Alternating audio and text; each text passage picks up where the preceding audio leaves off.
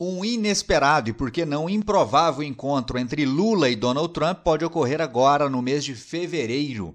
Pelo menos é isso que tem sido articulado por um importante empresário brasileiro.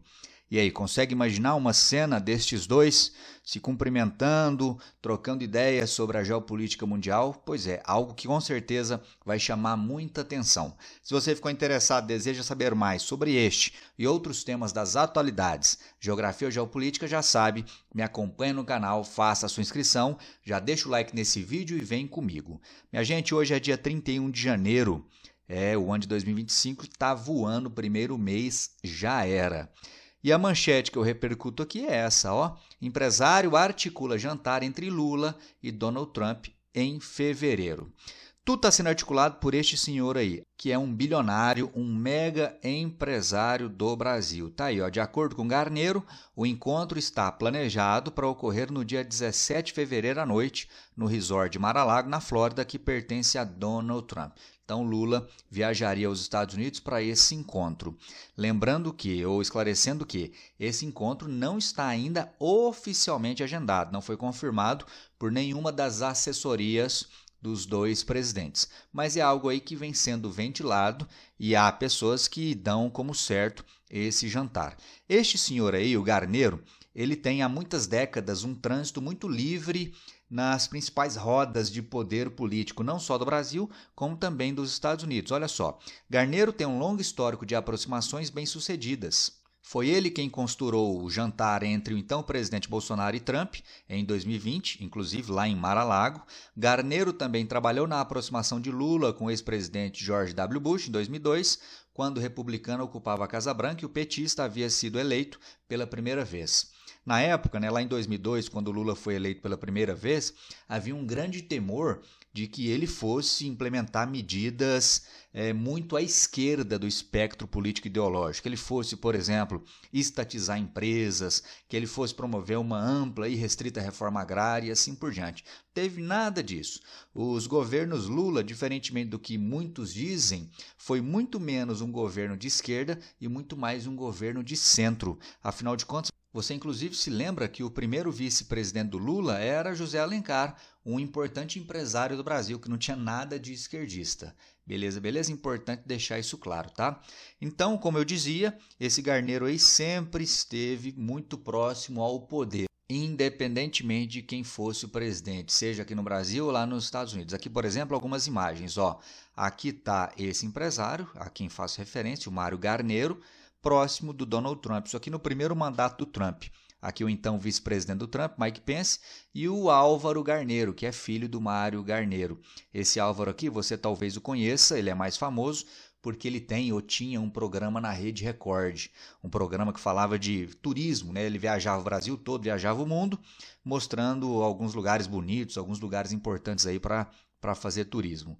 Aqui o Mário Garneiro ao lado do George W. Bush, que presidiu os Estados Unidos no começo dos anos 2000, e aqui ele ao lado de Bill Clinton, que também foi presidente dos Estados Unidos nos anos 90. Ou seja, independentemente se o presidente é republicano ou democrata, lá está o Mário Garneiro. O mesmo vale para o Brasil. Desde o período militar, passando por todos os presidentes, todos os governos da redemocratização, também lá estava ele. Ou seja, ele é um legítimo representante daquele tipo de empresário que coloca os seus interesses empresariais acima de qualquer ponto de vista político, de qualquer posicionamento ideológico. Beleza, beleza, isso aí. E agora, então, ele está articulando o encontro entre o Lula e o Donald Trump. A diferença é que agora esses dois, Trump e Lula, eles têm posições muito antagônicas e talvez em razão do momento que o mundo vive, de grande polarização, esse encontro se torna ainda mais improvável e inesperado. Aqui só para relembrar, durante a campanha eleitoral dos Estados Unidos, no ano passado, o Lula chegou a dizer, por exemplo, que preferia a vitória de Kamala Harris à vitória de Donald Trump. Para quem não lembra, está aqui, ó. Manchete do dia 1º de novembro. Há 4 dias das eleições, Lula diz que Kamala é melhor para os Estados Unidos. Estou torcendo. Isso aqui, pelo menos na minha visão, é algo desnecessário. O Lula não precisava ter dito isso. Ainda que ele tivesse sua preferência pessoal, ainda que ele achasse que a Kamala seria melhor para as relações com o Brasil, ele não podia dizer isso. porque ele não tem nenhum papel, nenhum poder de influenciar a eleição naquele país. Então, como um estadista, ele deveria ter dito algo mais ou menos assim: não cabe ao Brasil falar se prefere o presidente A ou o presidente B, cabe ao Brasil se relacionar com qualquer um que a população dos Estados Unidos escolha para ser o seu presidente. Mas não, ele disse isso. Eu estou destacando essa fala do Lula porque, de repente, algum assessor do Donald Trump pode mostrar isso aqui para o Trump, e aí o Trump leva para o lado pessoal e fala: não, também não quero me encontrar com esse camarada aí. É algo que eu não duvido nada de acontecer, até porque o Donald Trump é alguém muito imprevisível, e numa situação dessa que ele leva para o lado pessoal, leva aí para o lado emocional, e não topa o encontro com Lula.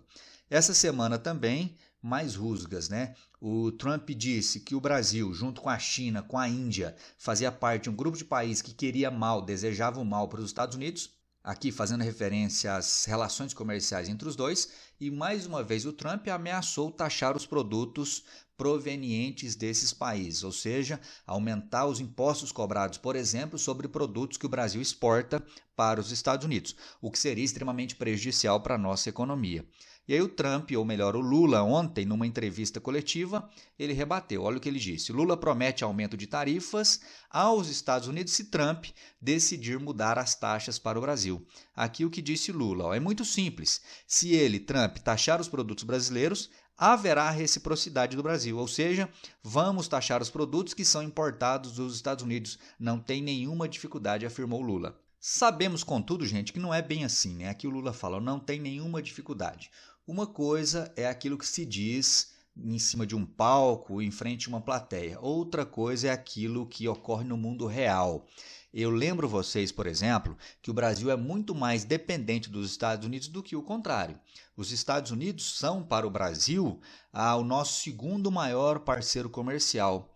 Já o Brasil, para os Estados Unidos, não está sequer entre os 10 principais parceiros comerciais. Então, numa briga entre os dois, nessa disputa aí de taxação, o Brasil tem muito mais a perder que os Estados Unidos. Então não é nada inteligente esse tipo de declaração do Lula, pelo menos no meu ponto de vista. Se você discorda, você pode escrever aí nos comentários, a gente vai trocando essas ideias, tá? Eu lembro aqui, por exemplo, no começo agora da semana, no domingo, se não me engano, né?